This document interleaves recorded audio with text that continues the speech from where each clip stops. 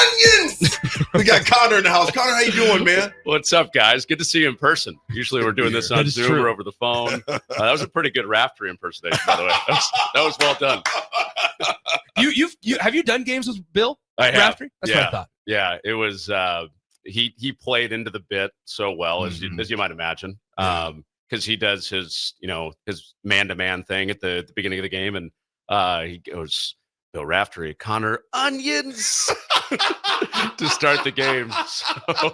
Let me ask Connor before Nick dives in, and before he's got a bunch of questions I do as well, just from experiences. Connor, you're how old now? 30. 30 years old.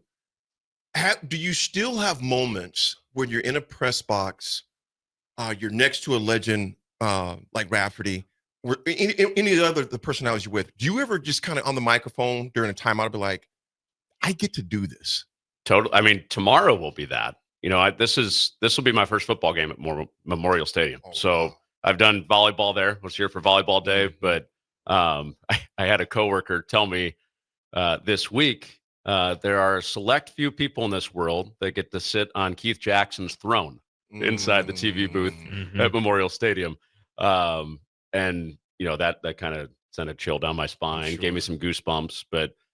Mark Helfrich, who I'm calling the game with tomorrow, who was the Oregon head coach and was the guy. He's very humble. He won't take credit for this, but he found Marcus Mariota kind of out of nowhere in Hawaii as a high school player.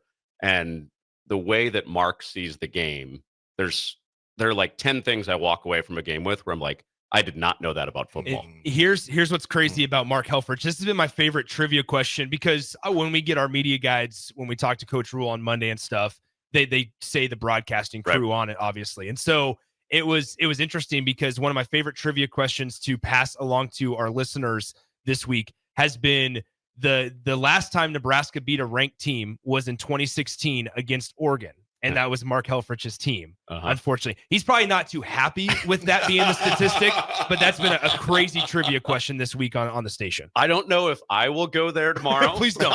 Please do not. It's probably a good thing he might not be listening to this because, But Mark is so self-deprecating that he might go there. He might go there. Yeah. I mean, to your question, AD, sitting here with you guys, sitting here with a national champ in Lincoln, I mean, these are the moments where it's like, tomorrow's going to be the same where it's like, I'm lucky to do this. So it's a fun life. It's a good life. Connor, you called the game, to my understanding, Northwestern at Penn State. We did. Tell us about that. Well, people are calling us the Reapers. That's the nickname that our crew has gotten the last couple of weeks. If they're coming to crew, tell the coach to call your realtor. Yeah, I was going to say, stay away from Lincoln, please. There's already enough drama going on right now. Why is there always a moving truck when they show up? People have started putting moving signs in front of our doors, too, at our hotel. So, no, but... it was a very interesting vibe, as you might imagine, in Happy Valley a couple of weeks ago. Yeah. And we walked in knowing that it probably would be, that the fan base was in a bad mood. And, you never want to assume that somebody is coaching for their job that week. But the tenor of our meetings with Penn State suggested that we know there's pressure. How could you avoid the human nature that was... Could you feel it from them? I could feel that there was tension. I could feel the tension, not necessarily that it's win or this is going a different direction, but the end of the game was so interesting. There's this ominous sky in the stadium. Some of the crowd had stuck around, but not all of the crowd. But the ones that were there, as maybe you guys watched or heard, were obviously pretty PO'd. So handling those moments, to your question, AD, about lucky to do this. That was one of those moments where it's lucky to do this, but also there's a twinge of sadness in this. Yeah. An era was over. An era was over. You didn't know for sure until the next morning, of course. But what is rewarding and sometimes in that moment sad is you're seeing people's lives change in front of you in real time. And the challenge of my job is trying to put words to that. And there was no perfect thing to say there. Everybody in college football had an opinion about what needed to happen. But I couldn't speculate. Like, I got a couple of texts after the game, like, you should have taken a harder stance if they need to do this or they need to do that. Well, that's not my job to say this person needs to be booted from their job. Sure. Before Nick goes in, folks, we have Connor Onions. He's talking about the Penn State game that he called against Northwestern a few weeks ago. Of course, the next morning, James Franklin was relieved of his duties. Connor, what do you just make of everything that's going on? I mean, it started off obviously way back a few months ago with Stanford. I mean, they named Frank Wright the interim ahead of the year, and that's fine, right? But then, I mean, now we fast forward and we just passed the halfway point in the season, and it's Oklahoma State, Florida, Penn State, Arkansas. I mean, there's some major conference jobs that are already open this early in the season. UCLA, to keep it Big Ten related as well. I mean, what do you just make of all of the openings already? UCLA one's interesting now, isn't it? Very. Oh, yeah. Do they keep Tim Skipper? Do they keep Jerry Neuheisel? Big measuring stick tomorrow. Obviously, they play Indiana. Yeah. So if they hang in that game and look good, I know the schedule is.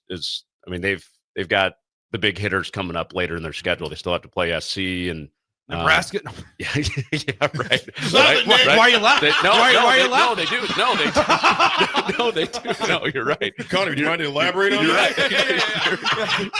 You're right. And obviously, you guys have been right in the center of a lot of this coaching carousel talk. Yeah.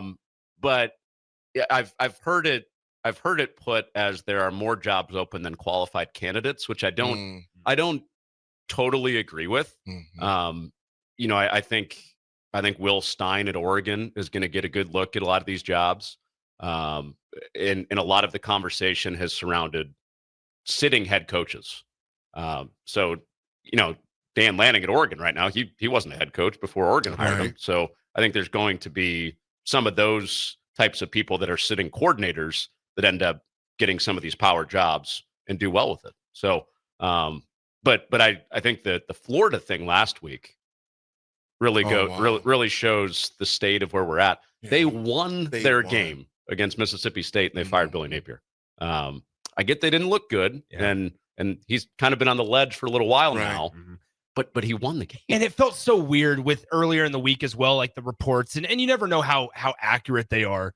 But the reports come out talking about how, hey, they're ready to make a move this weekend.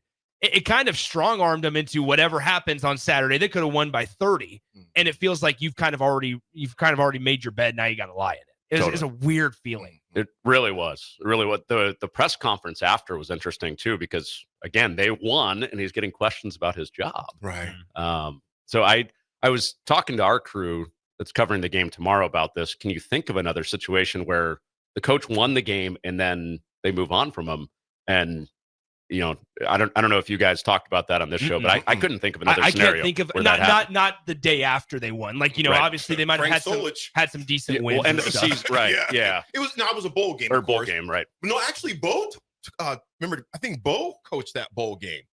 As far as that goes, text line. Correct me if I'm wrong on that. In the 2008 Cotton Bowl, it was Bo against Clemson. That was because it was fun fact with it was Dabo's first game or first year, and because I believe Dabo was the interim at Clemson at the time, and Bo took over for that bowl game as well.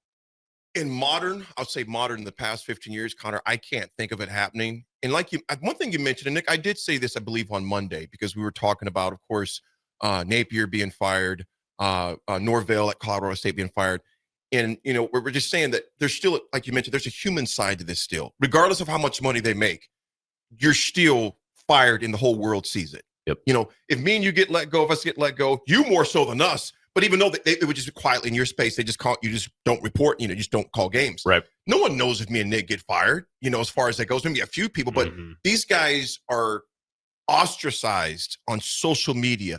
Even as far as that goes, Tony White, death threats, to their houses. And so, granted, yes, they get the big, parachute, but they're still humans. And I think people can forget about that at times. Yeah. And I thought Matt Rule handled that wonderfully when he started getting the Penn State questions last week of, it's great making a lot of money, Mhm. but that doesn't protect your kids and your family from some of the scrutiny, and that doesn't make you feel better. No. And that's say what you want about James Franklin in that situation and winning big games, whatever the criticism is that you want to give.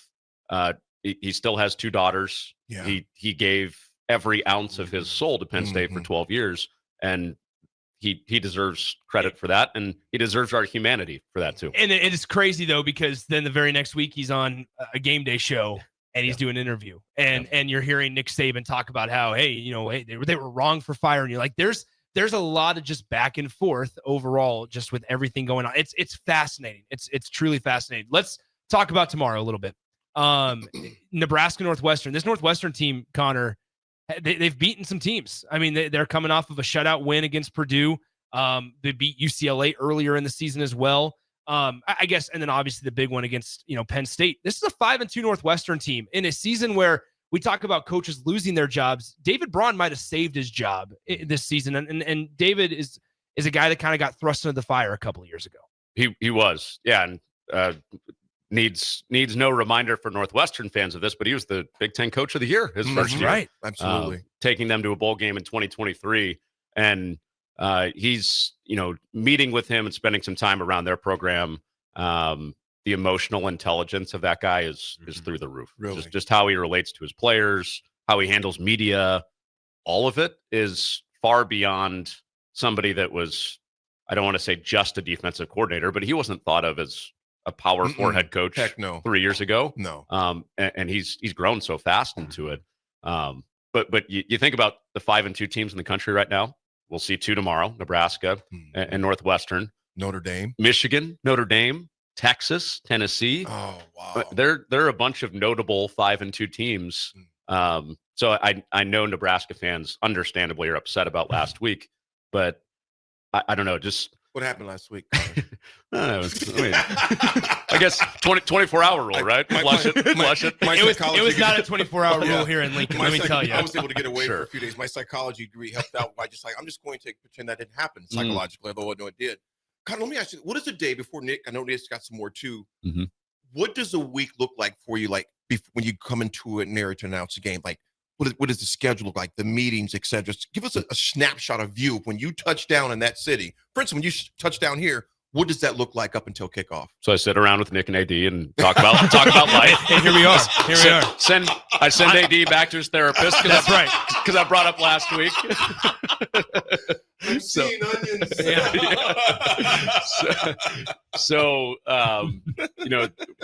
We're fortunate that teams in the league are very good about giving us access. So usually we'll meet with the home team first, early afternoon, and get head coach, both the coordinators, usually a couple of players, and then kind of rinse and repeat that at the visiting team's hotel. So that's the afternoon. Then we meet as a crew and kind of take everything we've compiled throughout the week, whether it's listening to your show, reading some of the local stuff here, the meetings that we've had, the tape that we've watched, and we kind of formulate our plan, and then that becomes what you see on the screen on Saturday. So obviously the open is scripted. The first 2.5 minutes that you see, we talk about that, but then it's kind of all bets are off once we kick it off. Well, we were talking about bets a lot today. That was intentional. Yeah, that was intentional. Yeah. Do you wear contacts?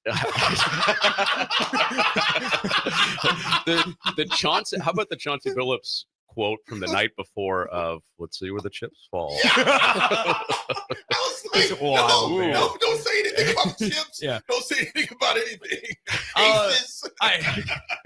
It's crazy. So what's kind of for you? And before, obviously, you haven't met with Coach Rule and stuff yet. Yep. What's kind of on your mind going into tomorrow for Nebraska specific? What's the lead for the Huskers? AD, you okay if I go here? Yes. Yes. I mean, I can take it. It's what you guys have been talking about locally here all week. What every question was in the press conference on Monday or Tuesday with Coach Rule, that was the offensive line. I mean, Rocco Spindler's health at right guard. Yeah. Now, this is not a heavy pressure team as far as playing cover zero and sending the house that Nebraska has seen tomorrow. But they do get home a lot with 4. The sack numbers aren't huge, but Anto Saka could be a first day of the NFL draft guy, number 4 at defensive end for Northwestern tomorrow, a guy to watch. And I think that's the headline. The offensive line for Nebraska after getting crushed last week, can they turn it around in a hurry now with being banged up too with Spindler and his hand situation? 402-464-5685, the Honda of Lincoln hotline, the Starter Heyman text line open for you guys the rest of the way. If you have questions for Connor, I'm assuming you got things to do, so not a massive time crunch, but definitely going to get you out of here in a few minutes. So if you have questions for Connor or the process of anything going into tomorrow, feel free to shoot them our way. I guess overall, what's your just assessment as somebody that's kept tabs on the Big Ten from afar? Is there more parity in college sports and college football more specifically now more than ever? Definitely. I think to our conversation about all the 5-2 teams and those being huge brands that are also sitting in this same spot. Absolutely. Our crew had Arizona State, Texas Tech last week. Oh, wow. So Texas, that was a big one. Yes, it was. Texas Tech was undefeated. They had not trailed the entire season. And that was 3 games in the conference. Had not trailed. Closest anybody had been to them was 24 points. And kind of similar to this week's story with Nebraska being a little beat up on the offensive line, that was Arizona State last week.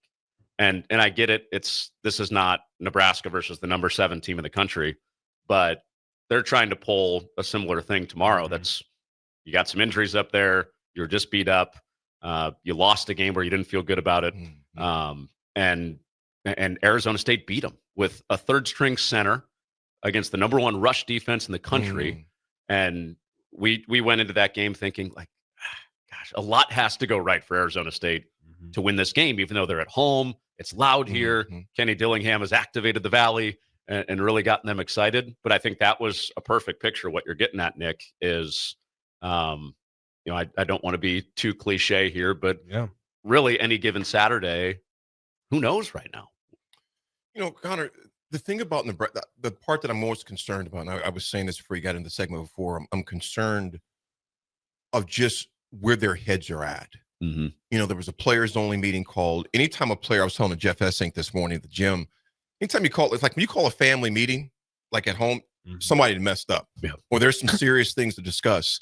And when you have a players only meeting, usually it's not to celebrate something, it's to get the house in order. Although I applaud it because that shows initiative by the players. And really people, I think the word culture is overused a lot. Culture is simply, in my opinion, the way Coach Osborne instructed us, you look at your top tier programs, is peer-led accountability.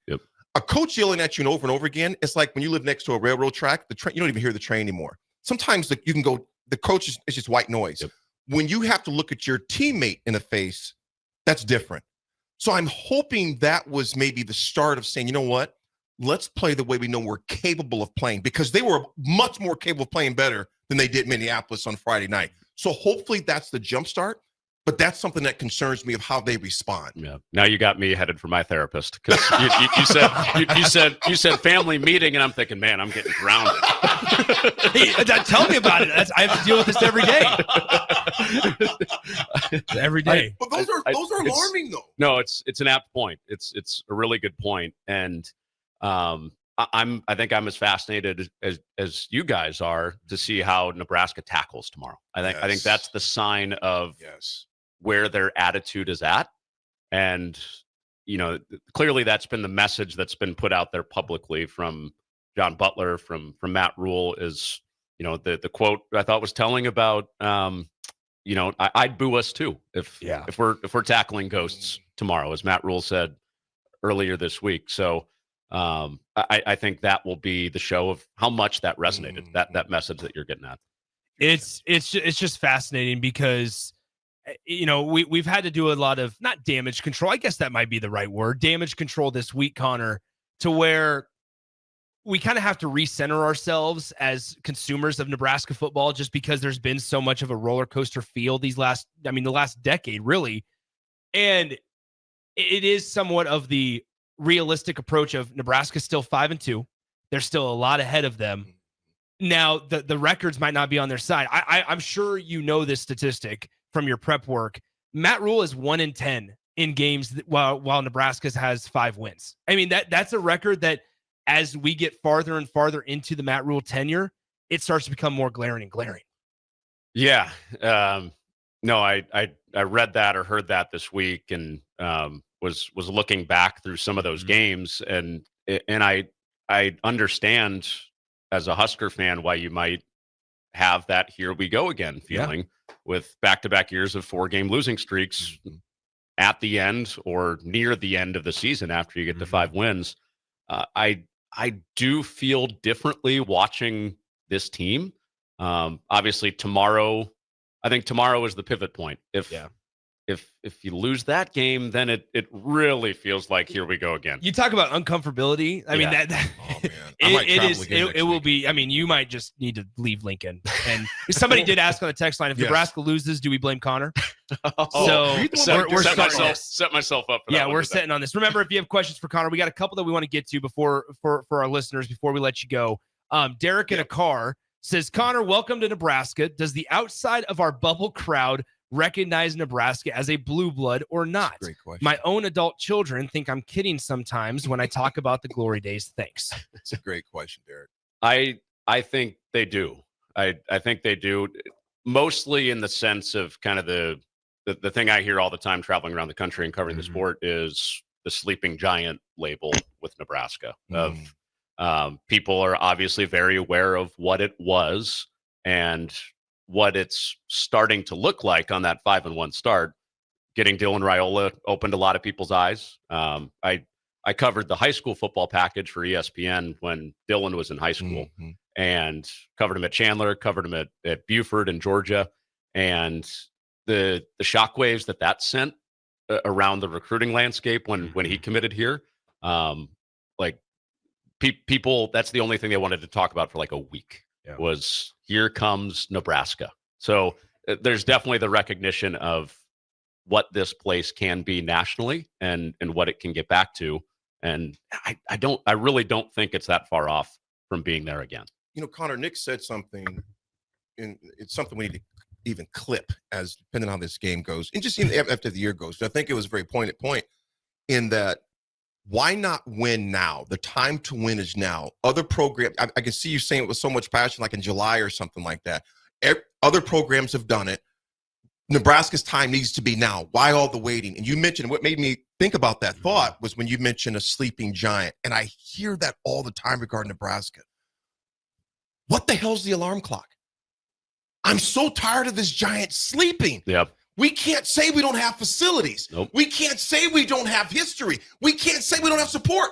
People, we have one of the longest sellout streaks since the Nixon administration. And so I'm so tired of the giant. Is the giant taking Benadryl? I don't understand. So that's the part, Connor, for me.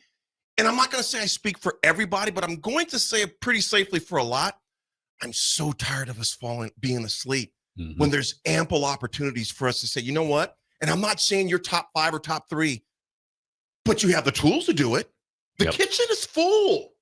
That's the part that's frustrating. That's what I would say, Connor. I mean, like, look at the investment. That's what I think is bothering a lot of Husker fans. There's the investment is there financially, from the fan standpoint as well. The facilities investment, it's all there. It's just you need somebody to come and take it. Yeah, and I do think there are touch points even within this season of this is different than some of the past Husker teams that I've watched. The Maryland game was a great example of that. I don't think they win that game the last couple of years. I don't think they win that game the previous 4+ years that I would say probably about 10 years. Yeah.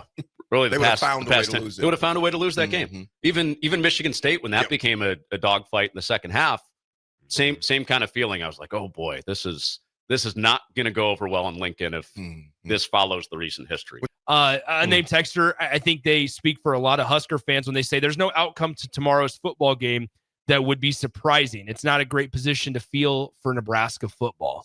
That's just where Nebraska fans are at. In all honesty, a pulse of Husker fans is you go in each week not knowing any idea of what's going to unfold in that stadium or anywhere else around the country. Yeah. This would be my question to you guys. I'll turn it back around. What can Nebraska do tomorrow to make you feel better about last week? Is there anything, or is that still going to sit with you for a while? That's what AD and I opened up the show with this morning. Was we talked about the opportunity that was there for Minnesota, because I think everybody, AD and myself, I can speak for us too, picked Nebraska to win last week. We expected it was one of the first times in a couple of years, Connor, where you looked at the field and you said, okay, Nebraska has the sheer talent advantage. Mm-hmm. And this is AD opened the show this morning with it of talking basically about how it was there in front of them to show, hey, Nebraska's grown. Like we talk about the turning point for Nebraska football. Last week was the biggest test to this point, and they failed. So I think that sets Nebraska fans back a few steps. So to where they could come out tomorrow, win by 30, hypothetically speaking, Husker fans would feel great because they won on Saturday. But I think that they get set back a few steps in terms of the scars that Husker fans feel. Connor, I agree with you 100%, Nick. I would say, Connor, the main thing I can only speak for myself, but I would assume there's other Husker fans that feel the same sentiment in that the inconsistency. It's 2 steps forward, 5 steps back. Yep. Friday night was 10 steps back. Mm-hmm. When you have more sacks than points. And knowing that talent-wise and roster-wise, it's not even close. And I think it's more disturbing to me what happened then. Again, that happened then. Is to see the lack of want to. That was the part that was most disheartening. Yep. To see someone repeatedly punch you in the face and you take it. Mm-hmm. There's times, Connor, they rushed 3 people and we're getting home. Now, the very last play or whatever, that was indicative of the whole night. That score was not even indicative of how bad Nebraska was physically punished. That was the part. It's like a heavyweight fight. A guy that maybe doesn't have the notoriety, the number of rounds you have, but they're giving you all they got, and you're giving it back to them all they got. They just came ready that day. It was like one team showed up wanting it, mm-hmm. and that was displayed by Minnesota. So I think that's the thing for me, the inconsistency where mm-hmm. you take some great steps forward, but then you take so many far back. Yep. And Connor, like you've covered a lot of games too, where teams you can tell from the get-go are just physically outmatched. And I was up in Minneapolis last week for it, and I've said it all week, like 14-6, when Minnesota was up 14-6, it felt insurmountable up in the press box. Like that's just how it felt. Mm. And so it's a weird feeling when you look on the field and you're 5-1, potentially could have been 6-0, and you're sitting there going, how did this happen? I thought Nebraska was past this. Yep. Yeah, that 98-yard drive was the perfect symbol of that. Backbreaking. And then you answer it with a 3-and-out. Right. Right. My sense, and you guys give me your feel too, is after going to a bowl game last year, getting to a 6th win now is not simply enough. Mm-hmm. That's not the thing to appease Nebraska fans. Like last year, that's, check that box. Mm-hmm. We can celebrate that. It had been 8 years. But once you got to 6, now your stud quarterback's in the sophomore year. Now it's got to be 9-10 to really feel good about it. Is that a fair read? I think so. And then also you see other programs around the country like that also doesn't help. Like the Indiana example, as fascinating of a case study as that whole thing is right now, and it actually appears sustainable for the most part to this point with Kurt Signetti. When Nebraska fans who are extremely passionate see that happening, or Arizona State in the buildup of Kenny Dillingham down in Tempe, like when they see that and the almost instantaneous success, it doesn't make matters better when Nebraska loses in the fashion they did last week. I'm going to come up from a different angle, Nick, but similar. But you look at UCLA, fired a coach before school even started. They didn't start school until September 25th, right. And they go on this 3-game winning streak, and it's like, people left them for dead. You're seeing of all these other examples with team without the clout, the resource, et cetera, to win. And then you see us going to Minnesota and do that. It just rears those ugly head again of inconsistency that we've watched for so long. So, Nick, as you mentioned, we don't know what to expect, man. But to your point, 6 is not going to cut it. No. And now that's the story kind of surrounding Nebraska this week, right? It's not totally left for dead. No. But there are a lot of people throughout the country who are thinking, there's same old Nebraska. Yeah.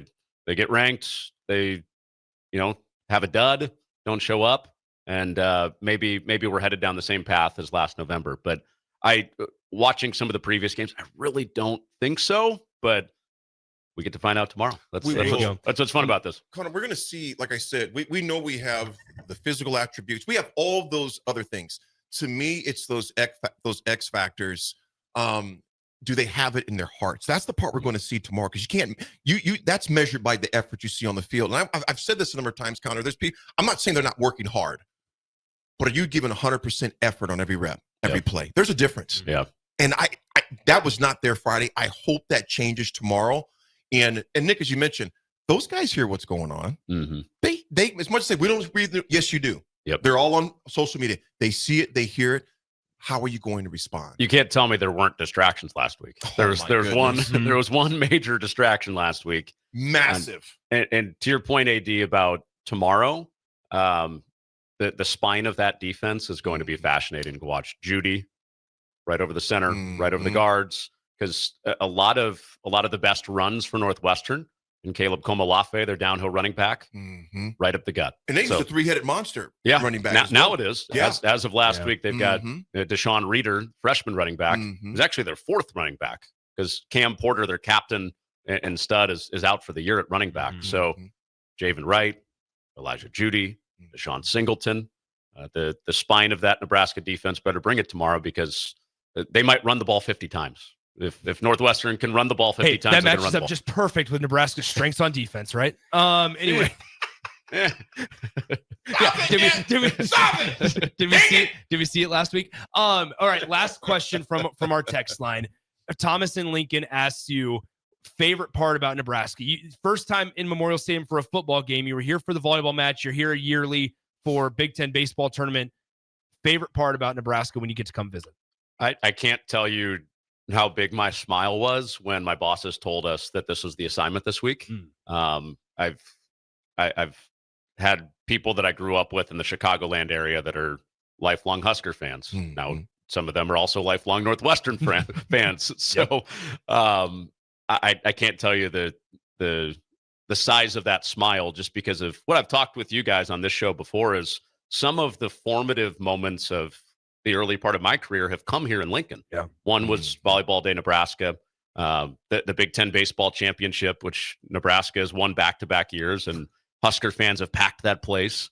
And being here for volleyball first serve, AVCA first serve this year, where 15,000 Husker fans are there before the volleyball season is even supposed to be started on week 0. So my favorite part of coming here is that it is true what they write in the walls here, that there's no place like Nebraska.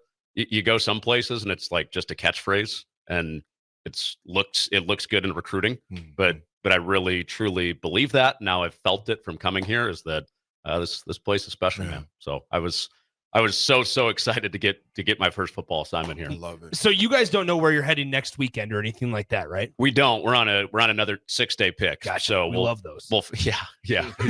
I'm sure fans love them for planning.